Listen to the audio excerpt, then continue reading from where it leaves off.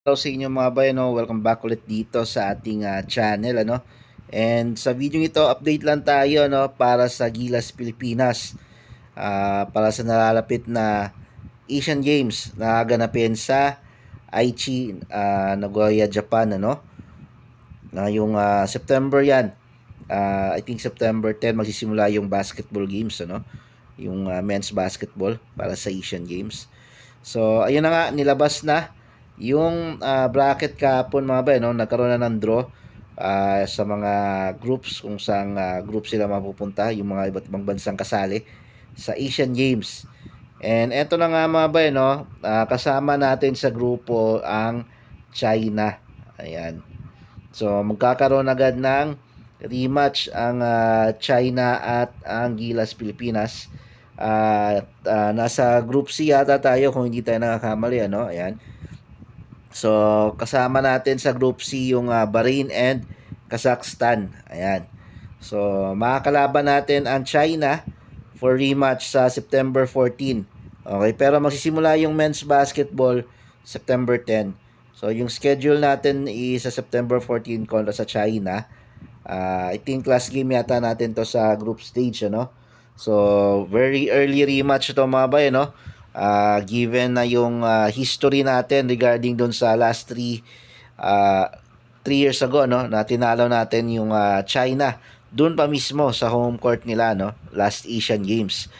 And yun nga, nakakalaban natin sila agad sa Group C. And I think para sa akin medyo maganda or may advantage to since makakalaban natin is China kagad, hindi na natin sila makakalaban sa crossover knockout stage. Okay, so whether manalo or matalo tayo sa China sa laban natin sa group stage, hindi na natin sila mismo makakalaban agad sa knockout stage. Maliban na lang siguro pagdating ng finals or semifinals. Okay, depende sa cross bracket sa ibang group. Ayan, so yan yung good side dyan. Okay? And I think China yung pinaka dito sa group na to sa Asian Games, China yung pinakamalakas na team based on paper. Okay, kung titignan natin yung ibang mga bansang kasama sa Asian Games, ano. So tingnan natin yung ibang bracket, ano. Tingnan natin yung Group A. So sa Group A nandyan yung Japan, South Korea, Saudi Arabia, and Indonesia. Okay? And then sa Group B naman is Iran, Jordan, Chinese Taipei, and Qatar. So itong Group B mukhang ito yung medyo madali-daling grupo, ano? Ayan. And then yung sa Group C naman, Group A naman, nandyan pa rin itong sa Japan at South Korea talaga parating makakasama sa bracket kahit nga doon sa FIBA World Cup qualifiers.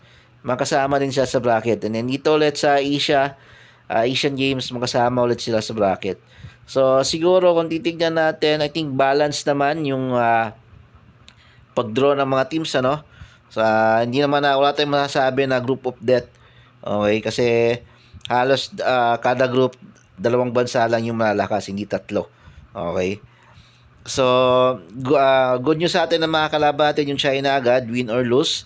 Ayan, kasi yung dalawang makakalaban natin aside sa China is yung Bahrain and Kazakhstan. And mataas yung chance natin na manalo tayo dito sa dalawang games na to compare dun sa China.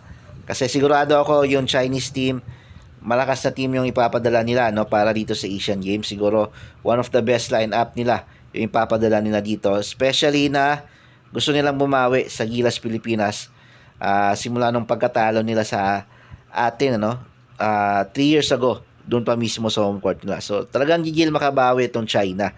So in case na matalo tayo sa China, pwede naman tayong manalo sa Bahrain. Malaki yung chance natin manalo sa Bahrain and Kazakhstan.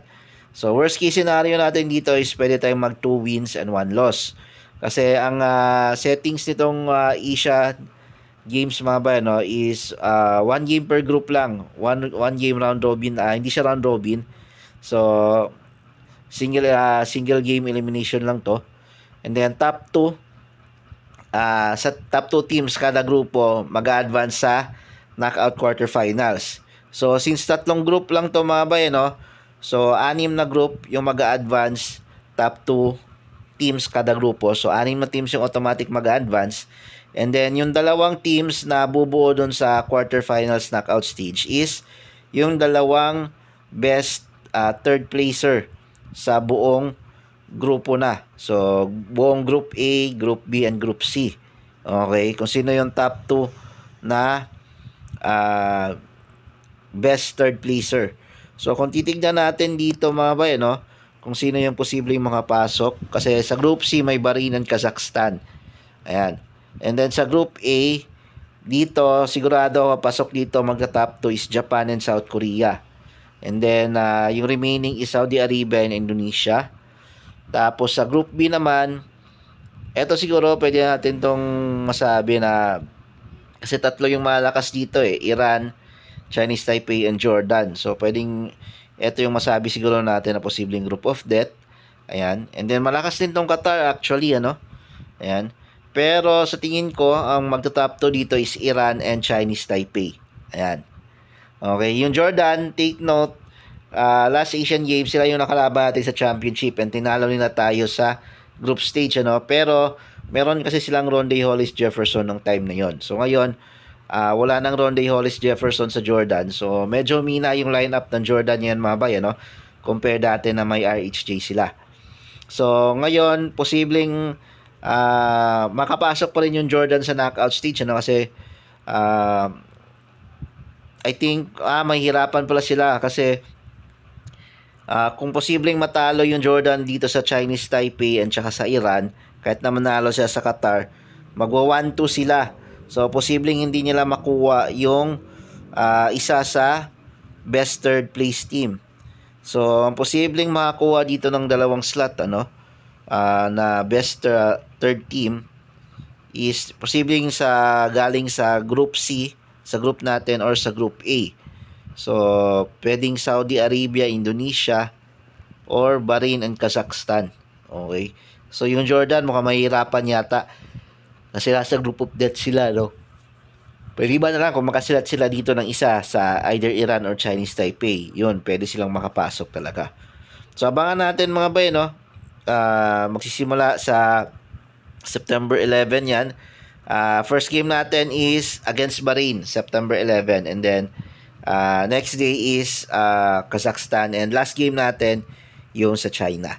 So, good luck. Abangan natin. Sana makakuha ulit ng kampiyonato or gold ang Gilas. Kasi tayo yung defending champion sa men's basketball dito. Okay, gold tayo dito sa Asian Games. Yun lang mga bay. Maraming salamat sa panonood.